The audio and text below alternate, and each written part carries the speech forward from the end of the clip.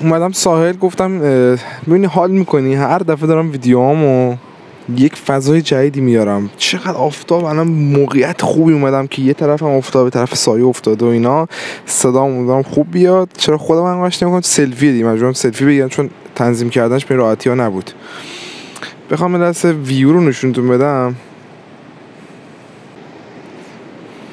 اینقدر آفتاب تو چشم کنه نمیبینم هیچی، ولی خب این ویو چادر خوشگله میبینید، مردمی که اتراق کردن و بساط لیتس گو دیگه. من حالا اینجا که اومدم نشونتون بدم، این که ماشینه یه جوری که پلاک یه ذره همش افتاد دیگه. این ما فضا نور هستیم، شهرستان نور. خب خیلی نزدیکم.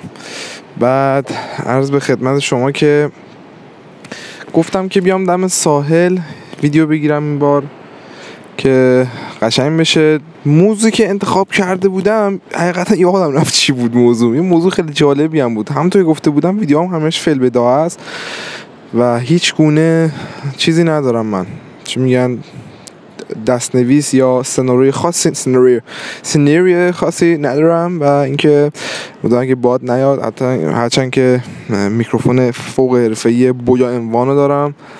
انشاءالله برگردم تهران یک برآورد کنم، یک میکروفون خوبم بگیرم که صدام قشنگتر بشه. صدام خوب هست ولی خب بی سیم باشه، حداقل مثل این نباشه هی بخوام اذیتشم سینک کنم و فلان. به خود گوشی اصلیم که ویدیو میگیرم وصل بشه. گوشیم در مورد تکنولوژی می‌خواستم صحبت کنم. خوشو گفتم گوشی، تکنولوژی، موزیک و دوست داشتم الان که دم ساحلیم سگ خواستم در مورد چیز صحبت کنم، در مورد مسافرت هایی که حالا رفتم و خاطرات سفرهام بگم که بابام خیلی منتظر این قسمت. تو پرانتز بگم که اگه زهر مار سگ حرومزاده خفه شو. خب بابام خیلی دوست داشت که خاطره سفر تایلندی که رفتیم، یعنی با خانواده رفتیم. من یک شب جیم شدم و از جمع خانواده دور شدم و تنهایی به جاهایی رفتم که نباید میرفتم. چرا نباید میرفتم؟ باید میرفتم اتفاقا. اصلا اون سفر من بود، سفر خانواده نبود. دریا هم داری که ویدیو خوشگل میگیرم، زدمش پایین تر اینو. یه پایه دوربین خریدم 100,000 تومان امروز توی بازار، چهارشنبه بازار این چی اسمش، نور. بعد عرض به خدمتتون اون سفر جالبی بود. مریض شدم، اگه مریض نمی‌شدم خیلی بیشتر خوش می‌گذشت و دهن مهن تایلندی‌ها سرویس بود، شانس آوردن. ولی خب در مورد تکنولوژی بخوام صحبت بکنم، چرا؟ چون که هر وقت من ویدیو یوتیوب میخوام شروع کنم گرفتن، مجبورم که تحقیقاتی انجام بدم برای تجهیزات، برای مثلا نور، نمیدونم صدا، تصویر، حالا همه چیزی که مربوط به تولید محتوا هستش من تحقیق میکنم.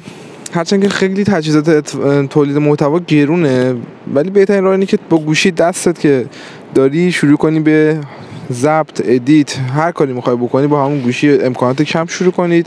من همیشه این کارو کردم که اتفاقا تجربه میگه که اگر که بودجه نداری تجهیزات خفن بخرید، یعنی همه چی رو با هم کامل کنی، بهتره که نخری. چرا؟ چون که مثلا خورد میخری ناقص میشه. تو مثلا دوربین خوب بخری لازمه حتما نور خوب داشته باشی، ولی دوربینای گوشی چون چیز شدن، چی میگن اسمش نمیاد، کلمش نمیاد، چی میگن، بهینه شدن برای نور و نورهای چی میگن عادی و نورهای ملوی که تو خونه هست، حالا تو هر جا که میریم. اول از همه که طبیعت بهترین نور داره. چرا؟ چون ساعتهای خاصی از روز هستش که نور اون زل آفتاب نیستش که خیلی تیز باشه آفتاب، ای طرف هم خیلی تاریک نشده و بهترین ساعته. این ساعت خوبیه و حالا بستگی داره تو تصویری که میخوای بگیری بشه دردی بخوره. مثلا این تصویری که من اینا که آوردم میبینی یه ذره مثلا حالت یه نور نارنجی گرفته صورتم و یه حالت قشنگ انگار دارم خاطره تعریف میکنم. ولی اگه بخواد نور کامل‌تر باشه، مثلا ساعت‌های دیگه، ساعت‌های نوردهی مناسب روزمره رو نمیدونم، بعد تحقیق کنید خودتون. راستی دستمو باز کردم تو تصویر افتاد، دستمو باز کردم، بسیار درش بهتر شد. آقا من تو ماشین نشستم یه چیزی یادم رفت بگم. دستم باز کردم ولی خب بعد برم تهران باز عکس بگیرم. الان من شمالم، گفتم بخاطر فارغ التحصیلی و یه لحظه صبر کن. من فارغ التحصیلی و این داستان رو من شمال، من برای دانشگاهم. حالا یه سری عکس هم میذارم از اونجا که ببینید عکسایی که گرفتیم با دوست و رفیق و جمع و اینا. و برای اون اومدم دیگه. اینقدر به خارش افتاد دستم، اذیتم میکرد و دیگه عذاب آور شده بود، حساسیت انگار داده بود به اون پارچه آشغالی که میزنن و حتی که اونم استریل شده است. حساسیت داده بود، کندمش، پوشو فرمونم کندم، اینقدر اعصابم سم ریخته بود از دستش. و در نهایت هم دکتر گفته بود که 3-4 روز گذشت بازش کن، برو یه جا رادیولوژی عکس بگیر و باز به اگه که جوش خورده بود که آتل ببند، اگه که جوش نخورده بود که باز بیای گچ بگیر یا دکتر تشخیص بده چیکار کنی. یعنی چون وسط ویدیو گفتم دستم باز کردم اینه. یه ذره هنوز ورم داره، ورمش خیلی کم شده بود چون ورم بدجوری کرده بود و الان بعدش بهتره. الان کن اینجوری قشنگ کنم مشتمو سفت‌تر میتونم بکنم، کارهایی که نمیتونم بکنم الان میتونم بکنم و ولی خب این کار اشتباه است، برم دکتر دوباره. See you later. بذارید مثل قسمت‌های اوایل قسمت‌های اولیه چیز نکنم. یه صحنه دارم میبینم اعصابم ریخت بهم. یه سگ از پاش شکسته، وای پاشو دارم جو میکشه رو زمین، لای بمیرم. اعصابم خورد شد. اصلا یادم رفت چی میخواستم بگم. پدر سگو ببین، پاشم درد نمیتونه بدوه، با هم پاش شلش داره چیز میکنه. جوفاش شله حاجی، جوفاش شله، پای عقب پای دیگه. خاک بر سرم. اصلا رشته کلام روی توش خاربش. چی بگم؟ هیچی. میخوام تصویر بگیرم، میترسم که یوتیوب بنمون کنه. تصویر خیلی دردناکی، نبینید بهتره. یه سگ دو جفت پاهاش هم جو شله دیگه میکشه رو زمین. ببخشید. خلاصه این که چند نفری همین بغل نیا کردم، آبروم رفت یه ذره. آره تجهیزات وقتی کامل این ساعت نور مناسب و بعد شما سرچ کنید توی اینترنت، یوتیوب یا هر جا دیگه آموزش داره. و آره تجهیزات خیلی کامل نخرید اول کار. اگه بودجهتون میرسه بچه پولداری مایه دارین که برید بخرید بچهای خوب. پای دوربین، خود دوربین، نور، لنز درست حسابی، میکروفون خفن، میکروفون های پایدار، میکروفون بلوتوسی. اگه پادکست چند نفره ضبط میکنین هر کسی یک پای میکروفون خودش داشته باشه. از چند زاویه ویدیو بگیرید. نورهای بک‌گراند خوب داشته باشید. ستاپی که دارین میچینید با بک‌گراندتون قشنگ باشه. مثلا نمیدونم به دیوارتون شلفای خوشگل بزنید، نورهای قشنگ بذارید. نورهایی که تو تصویر باشن. یک نورهای دیگه هستش که هیدن لایت، مثلا نورهای مخفی، مثلا فقط اون باستابی که به دیوار خوردهش معلومه، خود نور معلوم نیست، ولی یه سری نورها اصلا مناسب دوربینن که پشت سرت بذاری. مثل بعضی از ویدیوهایی که من میذارم تو پشت سرم روی تختم هستش، اون نور رنگی که دارم که RGB باشه همونه، وگرنه رنگ دیگه نور دیگه ای ندارم. و بک‌گراندتون رو خوشگل کنید، جذابیت ویدیو میره بالا. نورایی که به صورتتون میخوره نورای خوب باشه که من میگم اطلاعاتم در این رابطه خیلی کامله، چون میگم 4 سال فکر کن شما فعالیت کن تو یوتیوب، اول از همه که نتیجه نگرفتم و 4 سال تجربه و 4 سال در واقع میشه گفت چی اسمش بابا سوت نزن یادم میره سوت نمیزنه یکی. بعد اینکه 4 سال تحقیق در واقع که من 4 سال گشتم دور خودم که آقا این کارو بکن، اون کارو بکن، این خوبه، این خوب نیست، همه چی تشخیص دادم و نتیجه نگرفتم. الان استارت جدیدی که بزنه آدم استارت قوی خواهد بود. جان چه ویدیویی گرفتم امروز. بعد اینکه عرض به خدمت شما میخواستم یه ساعت پیدا کنم برم نزدیکتر به آب، گفتم چون هم صدا زیاد میشه، سر صدا زیاد میشه، هم اینکه شاید ماشینم گیر کنه. حقیقتا این موضوع همین بود. و حالا برای ویدیوهاتون این کارا رو میتونید بکنید و حالا بازم بستگی به سبک ویدیوتون داره. دوربین مناسب بخرید. فکر نکنید مثلا فلان دوربین بودجهتون هم میرسه، خفن ترین دوربینی که میشناسید اینه، ولی مناسب شما ممکن نباشه. یه سری دوربینا مناسب اینه که ثابت باشه، مثل یکی از دوربینایی که خیلی دیگه همه دارن استفاده میکنن تو یوتیوب، مخصوصا یوتیوبرایی که پشت کامپیوتر میشینن، سونی آلفا 7 مارک 3 فکر کنم اگه اشتباه نکنم. بالا لنز، من زیاد لنز حالیم نیست چون تا حالا دوربینی نداشتم که تا لنز بخوام، دوربین خوبی رو میشناسم. این دوربینی که اصلا شما اصلا سنگین، یک دو اینکه باید پشت سیستم باشی و ویدیوهای اینجوری قشنگتر میگیره. و مورد بعدی این که اکثر یوتیوبرها فکر کنم همین دوربین دارن، اکثرشون مثل یوتیوبر معروف آیکوکسر خیلی طولانی مدت داشتیم دوربینو، الان نمیدونم چی داره چون خیلی وقت دنبالش نمی‌کنم. میا پلیس که کلا انقدر دوربین و تجهیزات عجیب غریب چیز داره که حالا هی عوض کرده که دیگه اصلا نمیدونم چی الان استفاده می‌کنه، ولی هر چی هست دوربین خوبیه. و کوروش همسر میا خانوم خیلی اطلاعات دوربینی تصویری بالایی داره. هر چند ثانیه یه بار یه صدای از پشت میاد، احساس میکنم که پشت سرم میخواد گوشیمون بدزده و امیدوارم اتفاق نیفته. گوشی مثل 24 اولترا با سختی های زیاد خریدیمش و خیلی حواسم بهش باشه کسی ندزده. و مورد بعد این که دوربین، آره مثلا یکی ولاگ میگیره این دوربین مناسبش نیست، سونی که بهتون گفتم، بعد بره دوربین دیگه بگیره.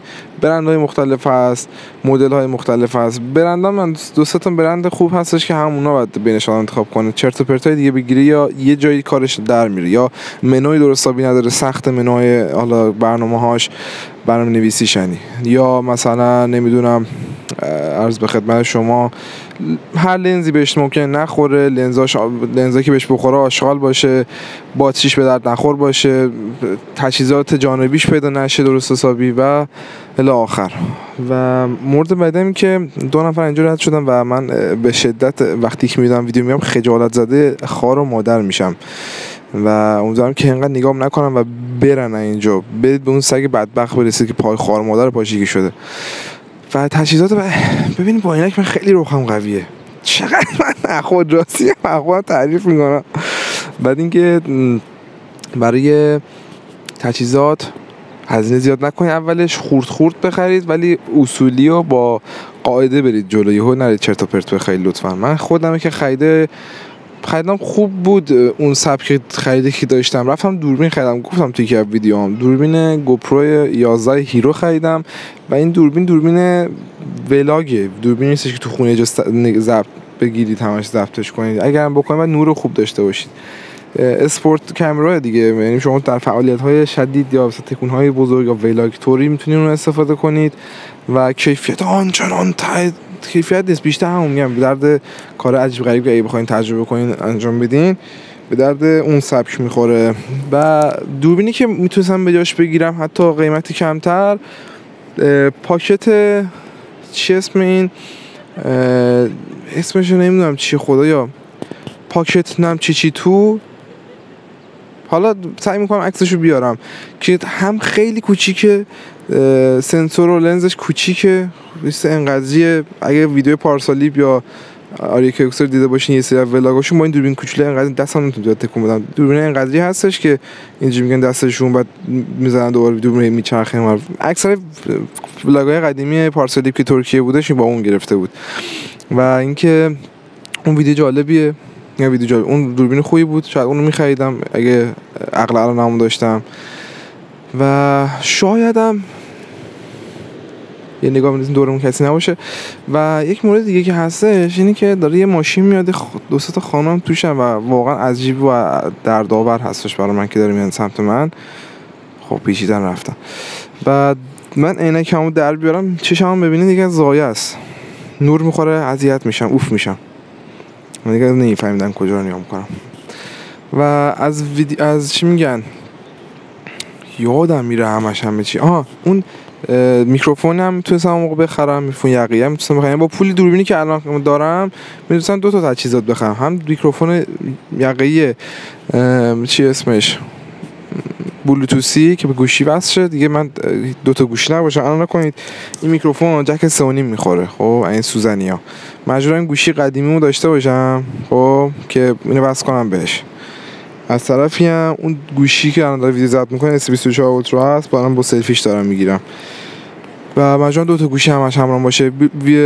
میکروفون بلوتوثی رو بگیرم، به گوشی های جدیدم نسل جدیدی که جک 3.5 ندارن، اون سوراخ که سوزنی میخوره ندارن استفاده میشه کرد، یعنی به جای شارژشون میخوره و انشالله در فرصت مناسب میگیریم که کارمون راحت تر بشه، از دست اون پایه میکروفون ملاقه‌ای راحت میشیم. من اینجوری کنم بهتر صدام بهتر شاید بیاد، نمیدونم، دارم قمار میکنم چون ویدیو رو قرار کامل بگیرم، آخر سر قرار ببینم که خوب شده نه، امیدوارم که خوب بشه. اینجوری سکان زیاد بشه تو ویدیو. و اینم از این. تجهیزات نوری هم چیز جالبی، من خیلی کرمم میگیره ولی گرونه نور، اصلا عجیب غریب گرونه. مثلا این باتم لایت ها مثل باتوم میمونه، نور باتومی ها، خب باتوم لایت میگن، چی میگن انگلیسیش نمیدونم چی میشه حقیقتا، خدایا اسم انگلیسیش چی بود، مهم نیست چی بود، مهم اینه که میدونید چی دارم میگم. خیلی گرونه، از 3-4 تومن تازه شروع میشن. چیز خوب بخوای بگی که نور درستایی بده، تنظیمات داشته باشه و نورهایی که حالا کی لایت، مین لایت، حالا نمیدونم فیلر، اسمای مختلف داره نورا، اونا هم گرونن. به جز اون تو باید مثلا پایه درستایی برای دوربینت، برای نورت بگیری، بعد سافت باکس بگیری برای بعضی از نورا که خیلی تندن یا حالا غیر حرفه‌ای ان یا نمیدونم و الی آخر. آدم کلا ترجیح میده آدم مثلا با تجهیزات کم انجام بده. یعنی من ویدیویی که تو اتاقم میگیرم یه دونه چیز دارم، نور چراغ مطالعه، بعد جلوشو باید جعبه و کاغذ و فلان و کاغذ پوستی یا با دستمال اینا باید سعی کنی جلوشو یه دونه چیز بذاری مثل چیز بشه، دیفیوزر که نمیشه گفت، چی میگم بهش، سافت باکس اسمش یادم میره، سافت باکسشه که نور خیلی تند تو صورتت نخوره، که هرچند خیلی موفق نبودم ولی باز بهتر از نور آشغال اتاقه. و مورد بعدی هم که هزینه تجهیزات گرونه نخرید، تجهیزات تولید محتوا اولش ولش کنید. موضوع بعدی که میخواستم صحبت کنم در مورد آهنگ بود. حقیقتا موزیک شما چی گوش میدین؟ من تو کامنت ها بگید که در مورد موزیک نظرتون چیه، چه آهنگای بیشتر میپسندین.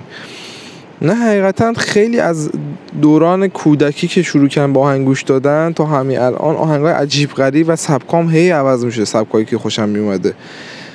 بچه که خیلی بودم یه سری آهنگای بلوتوسی بودش، آهنگای نمیدونم شادمهر بود اون موقع، ابی مثلا یک تک و توک داشتیم، آهنگای خارجی، یه سری رپ های خیلی سریع که بودش، حالا یادم نیست اسمشون هیچ کدوم، چون هم بلوتوسی بود. مثلا دایم آهنگ گوش میداد، بلوتوث میکرد برای من، مثلا کوچیک بودم. بعد مثلا کوچیک بودم چند سالم بود مثلا بهتون بگم، شاید مثلا 6 سال 7 سال اینجوری در این سن بودم که آهنگ گوشی داشتم. این گوشی دکمه سونی اریسون بودش، دکمه خیلی گوشی خفنی بود، هنوزم هست، هنوزم کار میکنه. بعد اینکه کی دورم صدا کلید میاد نفهمیدم چرا. بعد اینکه چیز سگه باز اومد با اعصاب روانم میریزه به هم. چیز سونی اریسون داشتم، باش آهنگ گوش میدادم، یا آهنگ گوز بودش، با گوز آهنگ میزدن، شاید هم سعی میکنم بخونمش آهنگ گوزو. و دیگه بزرگتر که شدم آهنگ خارجی سگی گوش میدادم، یعنی فقط آهنگ خارجی گوش میکردم، اصلا هیچ آهنگ تولید داخل اصلا گوش نمیدادم. هم آهنگام انگلیسی یا دیگه خیلی خوب کارم میکردم لاتین بودش. حاجی دلم این سگه میسوزه، این سگا دارن میدوان دور خودشون، بعد سگا دارن میدوان برای خودشون، اونم هیجانی میشه میخواد بدوه نمیتونه. عزیزم بمیرم براش. حتی پدر سگم ولش کن، داشتن میدویدن سمت یه اسبه که اسبه رو اذیت کنن. و آره میگم انگلیسی گوش میکردم. سگی یه برنامه اصلا اسم برنامه‌اش یادم نیست چی بودش که آهنگ دانلود میکردم، یه برنامه بودش تازه اومده بود، اصلا این دانلود کردن مردم یاد فهمیده بودن چی بود، اینترنت تازه درستابی شده بود که مثلا نت تریجی اومده بود، نت تریجی مثلا نت سرعت بالا بودش اون موقع. هر کی تریجی داشت بودم واه تریجی داره یارو ایول مثلا. دیگه موزیک آره باز ذره گذشت، سن 14-15 سالگی که سن بلوغ استارت خورد. سگ اینجاست؟ سگ اینجا نبود. جالبیش میگه الان کسی نیستش اینه که من الان میتونم خیلی دور شم و الان پام تا اونجا که چیزه صدام الان هست، صدام خیلی خوب، انگار مثلا سیستم ویدیو بلوتوثی صدام. اونم کسی یهو ندوه سمت گوشیمو برداره. قمار دارم میکنم رو زندگی. 80 تومن پول گوشی، 80 تومن بیشتر، 512 گیگ گوشی من گرونتره و 19 دقیقه هم دارم ضبط میکنم و راضی هم از این اتفاق، داره خوش میگذره، هوا خوب، تصویر، صدا عالی، همه چی. و چی میخواستم بگم، آره 14-15 سالگی که سن بلوغ بود با پسرمون میشستیم حاج آهنگ ایرانیای دپ، نمیدونم اسم یه پسر چی بود، آرش سرطان بود، چی بود اسم سرطان بود. چقدر آشغال بود آهنگایی که گوش میکردیم، میشستیم گوش دپ غمگین الکی قصه میخوردیم. گفتم من سالی که رو زندگی میکردم ته احساساتم بود و این دختره خوشم میومد و تمام فکافه‌ها میدونن که اون دختر کیه. به خاطر لطف پدرمه که انقدر زایه است، انقدر که به همه میگه جلو همه میگه دیگه تابلو شده کیه. و این آدم رو من دوست داشتم. بعد مثلا فاز غمگین برداشته بودم، من نمیرسه که زهر ما رو ازدم فردشم ریدم به خودم. بعد الی آخر امیدوارم که اینا که اینجا یهو خوشمزه بازی در نیارن، بیان بدو تو ویدیو بخوان مزه بپرونن و برن پی زندگیشون زودتر. و مورد بعد این که عرض به خدمتتون چی میخواستم دیگه بگم، آره اون سن موزیکای دپ بودش دیگه، خیلی کم انگلیسی گوش میکردم. باز ذره گذشت شد مثلا 16-17 دیگه تو دوران مدرسه بودش، با امیر رفیقم کاشه شدم، اون آهنگ انگلیسی خیلی گوش میکرد. این انگلیسی هم زمینه از کودکی داره. چرا؟ چون که ما از بچگی کلاس زبان میرفتیم، انگلیسی سر کلاس میرفتیم دیگه، خیلی با انگلیسی تعامل داشتیم، خیلی انگلیسی دوست داشتیم دیگه، تقریبا میشه گفت هرچند که مقاومت میکردیم برای سر کلاس رفتن. خوبیش اینه که اینجا که وایسادم بغلم جا خالی زیاد هست، ولی به خاطر اینکه همین دارم ویدیو میگیرم هیچی چی میگن بیزه نمیکنه بیاد طرفم. و آره آهنگ لاتین امیری خیلی گوش میکرد. بعد من کلاس زبان اسپانیایی رفتم، به خاطر حالا مهاجرت به اسپانیا شروع کردم آهنگای اسپانیایی گوش کردن. خب اصلا کاری به اونم ندارم، کلا آهنگای اسپانیایی خیلی خوشگله، خوشم قشنگه. و چقدر عجیب منو نگاه میکنین شما، برید دیگه. بعد هیچی آهنگ اسپانیایی گوش میکردیم، خوشم میومد، قشنگ بود، هنوزم تکو تو گوش میدیم لاتین. و مثلا آهنگای کلمبیایی ها و آمریکای لاتین خیلی آهنگای قشنگی میزنن، مثلا آرژانتینیا، کلمبیایی‌ها، اونا که اصالتا چیلی هستن، چون اسپانیایی حرف میزنن و خیلی آهنگاشون قشنگه. مثلا شکیرا کلمبیاییه، اسپانیایی صحبت میکنه ولی کلمبیایی هیچ کس نمیدونه. خیلی اکثرا فکر میکنن که برای چه پدر سگ با تو ویدیو باشه، اینا چیزاش تو ویدیو باشه. ریدم بخوام حقیقتا، هم صدا میگفتن که دزده ولی نبود. چقدر تصویر تمیزی بذار اینکم بذارم اینجا کار در بیاد. خلاص این که دیگه این سگم اینجا فکر کنم من چیزی بهش میدم. عزیزم من هیچی ندارم، نه تو ماشین چیزی دارم، نه در جیب، نه در کیف، هیچی. برو خوابیده بچه. بعد این که خلاصه توف تو کاسه، این که موزیکای جالبی گوش میکردیم تا اینکه الان که نه، شما مثلا تا 2 سال پیش 3 سال پیش تلفیقی قاطی از موزیکای ایرانی و موزیکای خارجی، چه انگلیسی چه اسپانیایی و ایرانی گوش میکردیم. یه مقدار آهنگای ایرانی که گوش میکردم به رپ و هیپ هاپ و اینا خیلی مربوط بود.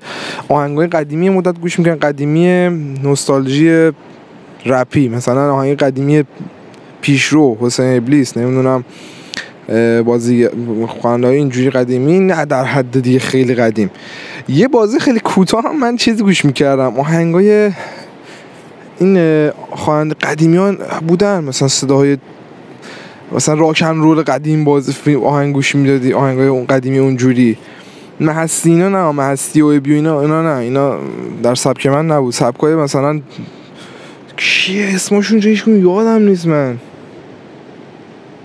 یه صدای کلفت و خوشگل دارن، حالا اسمشونو میارم یا عکساشونو.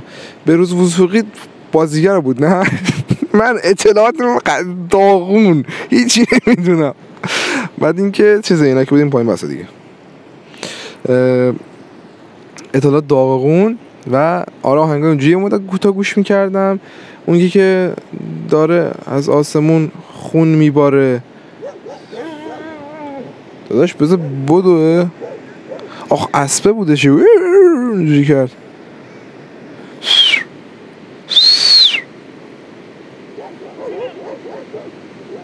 سود زدم سگا خاطی کردن، اشتباه کردم فکر کنم، ریدم سود بلند کشیدم اینجا صدا میپیچه، یعنی سودهای من انقدر صدا نمیده، خیلی جالب بود.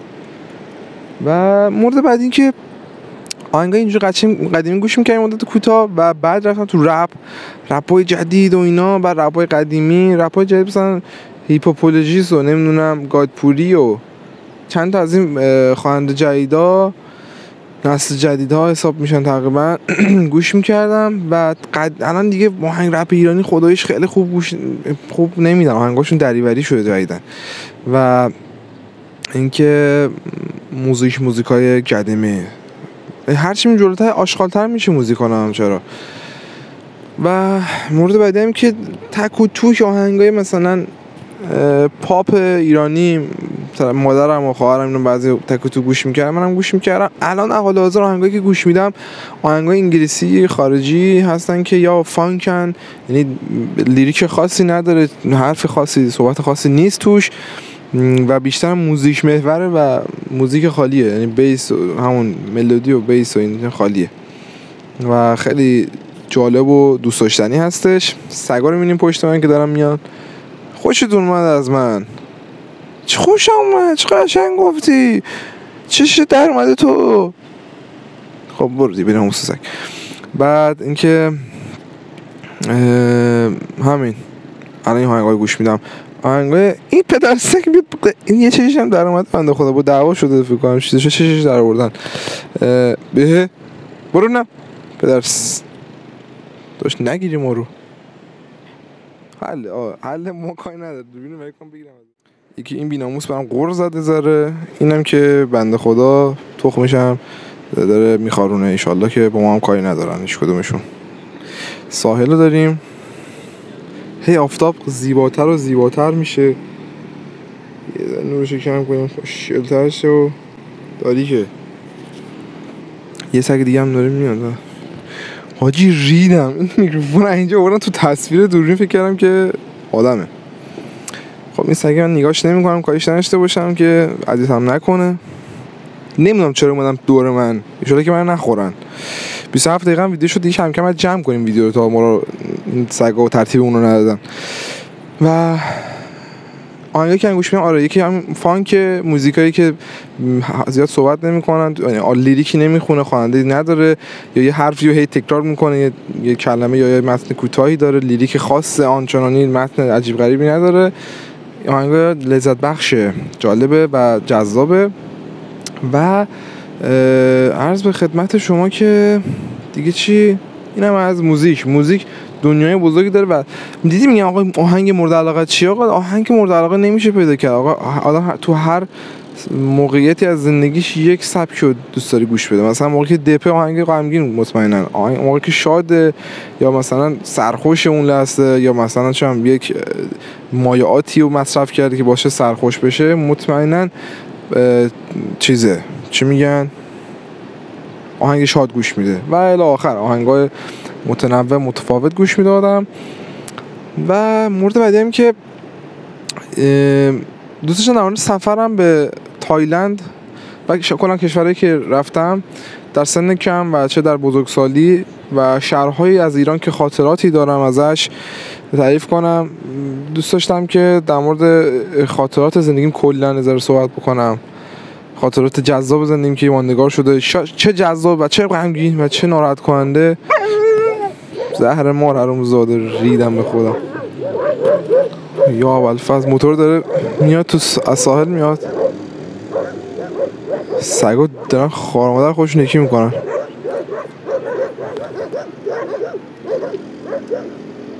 بعد چی؟ حالا جذب موتورش شد، موتورش قشنگ بود. بعد اینکه همین خاطرات چه جذاب چه ناراحت کننده چه هر چیز دیگه ای ممکنه توش حرفایی بزنم که حتی باعث بشه خشونت هایی و چه تصویر بکشم و الی آخر. بریم